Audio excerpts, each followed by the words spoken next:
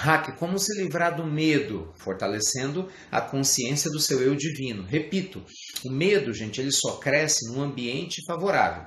Né? Então, assim, receio de muitas coisas na vida, qualquer um de nós pode ter, mas medo de viver, medo de morrer, medo de sair de casa, medo do futuro, quer dizer, a gente tem aquela sensação de vulnerabilidade. Se você está conectado com o seu eu divino, com o seu eu sagrado, se você faz isso todos os dias pela oração, você passa a sentir a Deus pela gratidão, a prática da gratidão, gente, fortalece muito a nossa alma. É claro, você fica muito mais fortalecido para o dia a dia. Porque essa sensação de proteção nos dá um ânimo extra, né? Para a gente sair, porque você vai entendendo que nada acontece por acaso. Não é? E essa convicção, por mais que algumas pessoas tenham muita resistência em relação a isso, faz toda uma diferença. Ricardo, verdade que 2019 é um desencarne coletivo? Não. Gente, todo ano tem desencarne coletivo. Todos os anos tem desencarne coletivo. A diferença é que agora aconteceram dois, por exemplo, pertinho da gente, né, no Brasil, que chamou a atenção da imprensa. Todo ano tem desencarne coletivo em todos os países do mundo. Tem terremoto, tem maremoto, infelizmente assassinato em massa. Você vê guerras, que é uma forma de desencarne coletivo. Você tem tsunamis pequenos e médios, todo ano. A diferença é que no Brasil especificamente, infelizmente, né, aconteceu essa tragédia da Vale, lá no CT do Flamengo, a mídia em cima, como normalmente acontece, isso gera uma comoção. Mas se você for analisar, todos os anos tiveram desencarnes coletivos. O desencarne coletivo ele ajuda a ajustar o processo evolutivo do planeta. Quem quiser saber mais a esse respeito, estudem Lei de Destruição e o Livro dos Espíritos, obra magnífica de Allan Kardec, em que ele faz a pergunta espiritualidade sobre a lei de destruição e tem lá um estudo profundo sobre o desencarne coletivo. Está na parte terceira, que é referente às leis morais. Como entender a conexão entre duas almas afetivas? Afinidade, Beto. Afinidade. Nós geramos afinidade, né? Pela qualidade das vibrações e ao mesmo tempo não. Quando duas almas são afins emocionalmente e elas se encontram, essa atração psicológica, emocional, o desejo de estar perto é natural. E não necessariamente isso tem a ver com a questão sexual. Né? Você pode encontrar uma pessoa e ter uma vontade enorme, né, de ficar perto dela e o desejo dela ser sua amiga e seu amigo. A gente chama isso, gente, de vibrações compensatórias. Um compensa a vibração do outro, é uma troca. A gente tem muito disso com pessoas que vibram na mesma sintonia, né? Você dá aquele abraço gostoso, você sente uma troca, a pessoa te dá, você recebe essa coisa gostosa. Então isso faz uma diferença grande. Ah, Denise está no Uninamastê? Hashtag iluminada, Denise, isso aí. Por que quando estamos sob pressão de prazos no trabalho, estudos, nosso corpo sente tanto? Flávio, porque mente e corpo são uma coisa só, né? Se você se sente pressionada, seja lá pelo que for, psicologicamente, o seu corpo absorve. Então é importante você trabalhar a leveza da sua mente. Minha sugestão é você aprender a meditar, porque com certeza vai te ajudar demais. E claro, na medida do possível, você fazer pequenos pit stops no decorrer do seu dia para que você tenha leveza. O que é pit stop? São paradas estratégicas, um alongamento, que é importante. Né? Você vai lá, toma um cafezinho, uma água, relaxa um pouco, vai ao banheiro, durante 2 minutos lê um livro, sabe? Você faz umas paradas a cada 50 minutos e você evita o acúmulo de estresse, sem dúvida alguma. Então, cuidando da mente e do corpo fica mais fácil. Como se livrar do medo a gente já falou, né? Fortalecer o eu sagrado. Como lidar com a irmã que maltrata a mãe de 90 anos? Neide, eu sei, difícil. Tem algumas questões familiares que são muito delicadas, né, meus amigos? Não tem respostas prontas. Cada caso é um caso, cada contexto é um contexto, né? Só quem vive é que sabe, e Deus que conhece todo o sistema no qual as pessoas estão inseridas. Mas uma coisa é certa, eu sempre sou a favor de, para eu ajudar quem quer que seja, eu preciso estar bem. E não adianta eu criar a ilusão que para eu estar bem eu tenho que resolver o problema do outro para ficar bem primeiro. Não é assim que funciona. De novo, salva-vidas, ele tem que aprender a nadar para depois ele salvar a vida. Não adianta ele falar, eu quero salvar uma vida, depois eu aprendo a nadar. Não funciona. Então, você tem um problema familiar, fortaleça-se emocionalmente. Muito importante. Entender esse sistema da irmã com a mãe. Tem um histórico aí. né? Provavelmente não é do nada. É como chegar na sua irmã.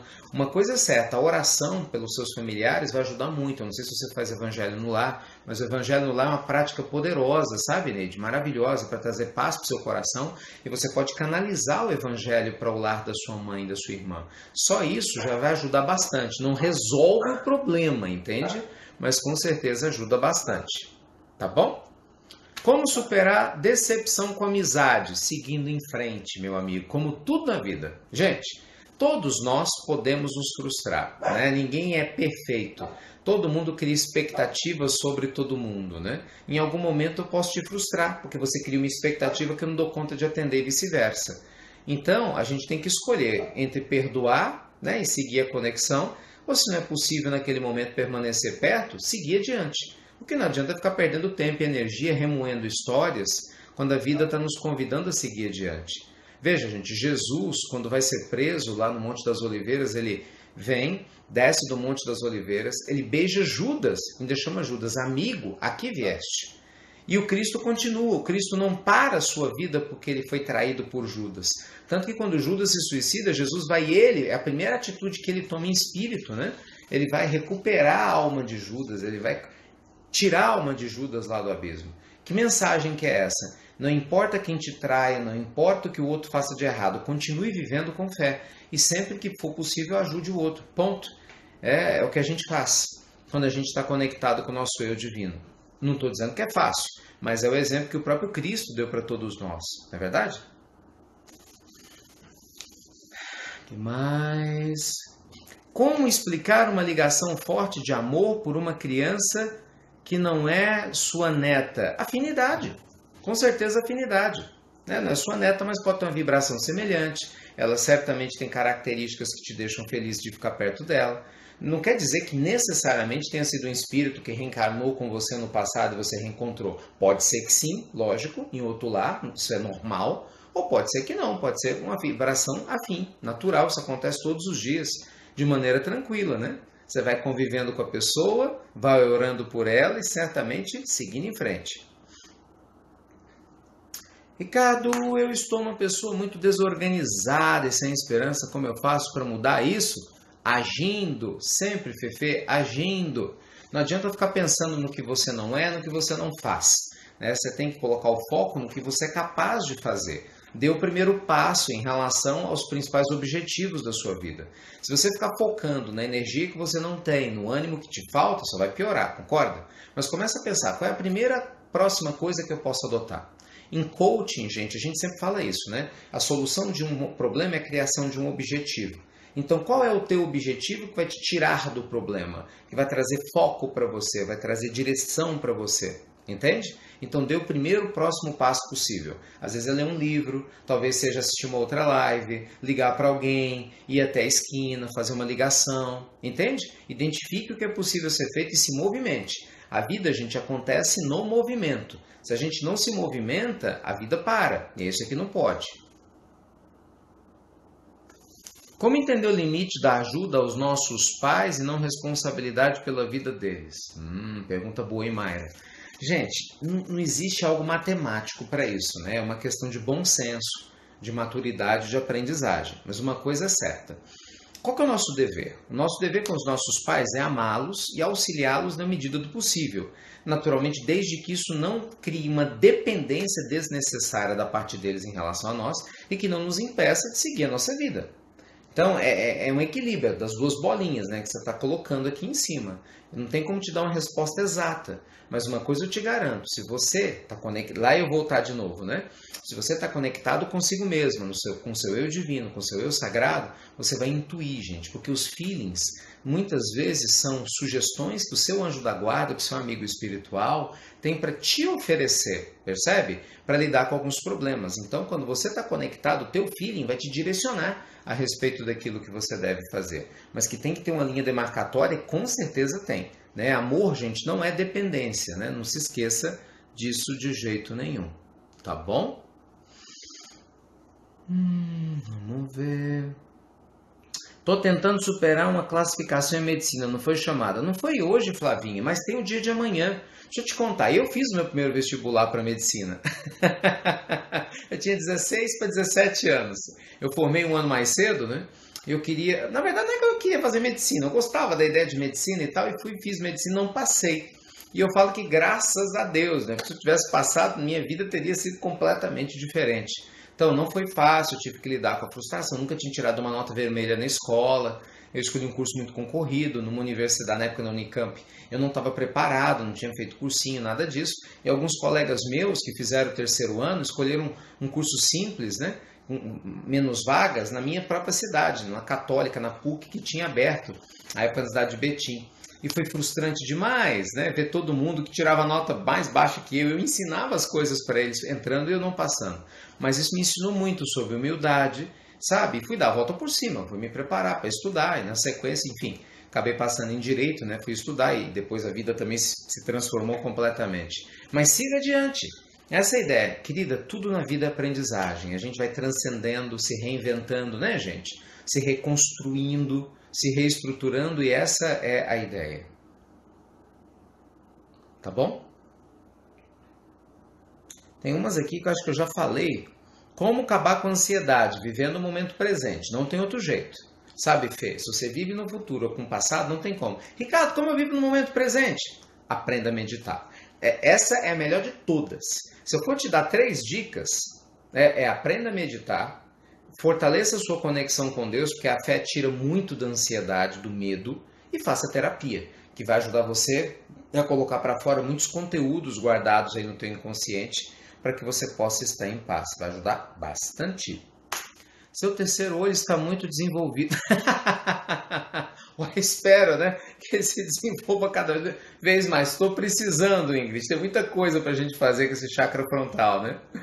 Gracinha. Legal. Amém, amém, tá certo. Ficado. Deixa eu ver aqui, deixa eu ver. Esse tema é legal, da Janaína, ó. Será que existe alguma alma gêmea, uma pessoa que Deus tem preparada para mim? Tô desacreditada desse amor. Vamos lá.